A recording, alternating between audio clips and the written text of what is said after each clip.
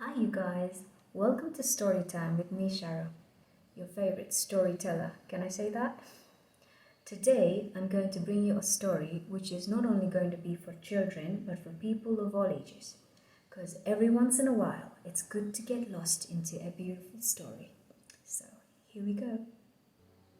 Once upon a time, there lived a king named Midas who loved gold. He had a daughter and he called her Goldie. He used to love his daughter with all of his heart, but he often neglected his child, for he used to spend all of his time in his treasure room, admiring and counting his gold. "Father," Goldie would say, "come outside with me and see the flowers blooming." "No time," King Midas would answer, patting her head. "Here, my child, this dazzling golden necklace will amuse you." Goldie did not care for jewels or gold. She loved walking barefoot in her simple clothes over grassy fields.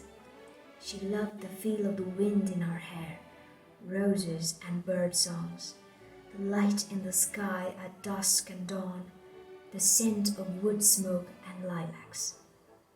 She often walked alone, wishing that her father would join her and learn to love the world as she did. One night, when King Midas was strolling through his treasure room, he stumbled upon a satyr. A satyr is a half man and half goat, and the satyr looked half starved and very ill. King Midas brought the satyr into his castle and made sure that he was washed and fed and tucked in for a good night's sleep. When the satyr woke up the next morning, his fever was gone.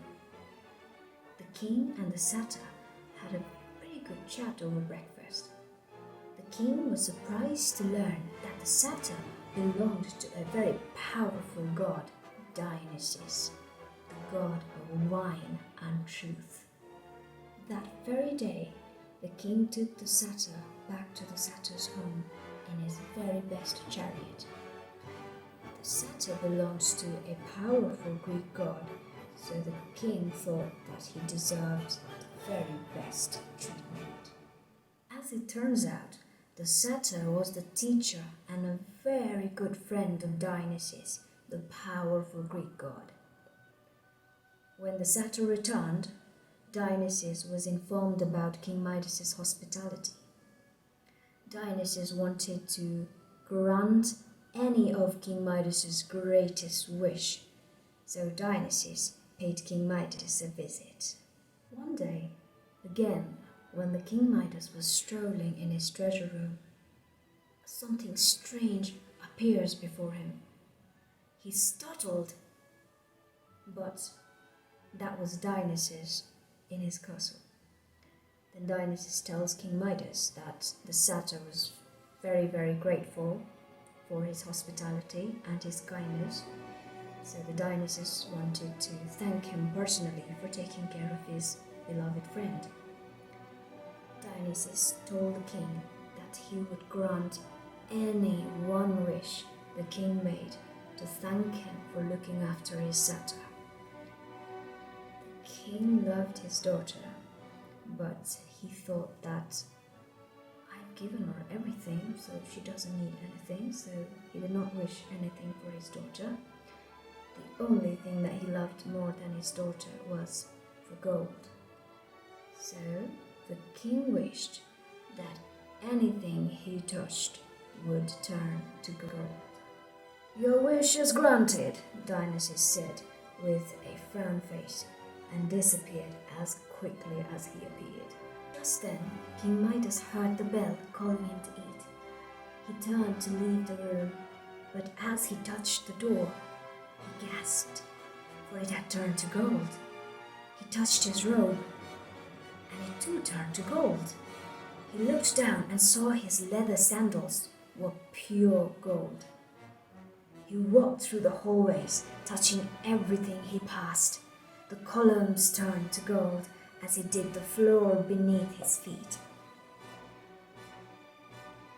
By the time he reached the table, He was brimming with excitement. "Goldie," he cried, "I'm the happiest man in the world." "But father," Goldie said, "your robe is stiff."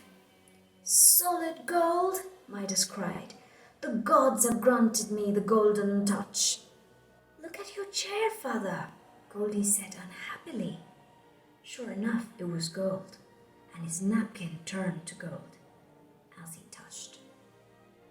"We are the luckiest people in the world," he said, reaching for a piece of bread. But to his horror, the bread had turned to gold. "Oh no," he cried. This was terrible indeed.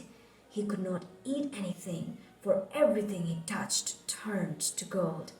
Staring down at his golden plate, he wondered what to do. "Oh, father, you will starve," Goldie exclaimed. She ran to his side to comfort him. "No, no, no," he cried. But before he could stop her, she had thrown her arms around him. And now his precious daughter was turned to hard and cold golden statue. She was no longer a child. "Oh, Dionysus," Midas cried, "take this dreadful gift away from me. I want my child." But Dionysus was far away by then. He did not hear the king's cry. At that night, the poor king wept and wept, holding his daughter in his arms, wishing he could undo what he had done. "I will never be greedy again," he called to the gods. "Please, Dionysus, please come back. I will be different from now on," he cried to Dionysus. At last, at dawn, Dionysus appeared. "Do you still love gold so much?" asked King Midas. "No, take away my golden touch. Give me back my child." "Go to the river," Dionysus said.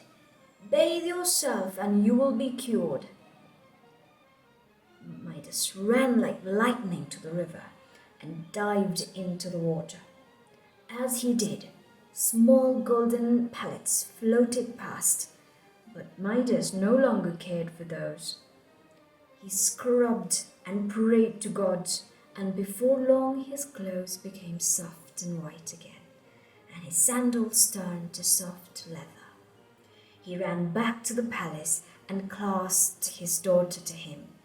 A moment later, she began to grow soft and warm. "Oh, father," she said. Her lips began to move. "Father, I dreamed I could not speak or move. I dreamed that all the world was gold." King Midas held her close to him.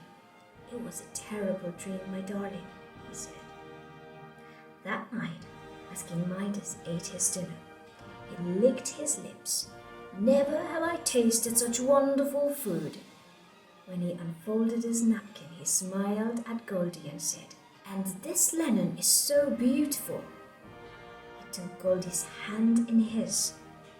"And you, my child, you are more precious than any gold." "Will you walk in the woods with me tonight, father?" Goldie asked.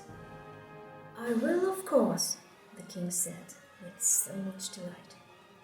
That evening, Goldie and King Midas walked through the woods for several hours.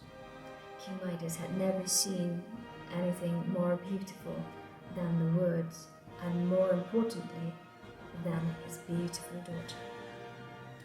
He had found more happiness than he had ever known before.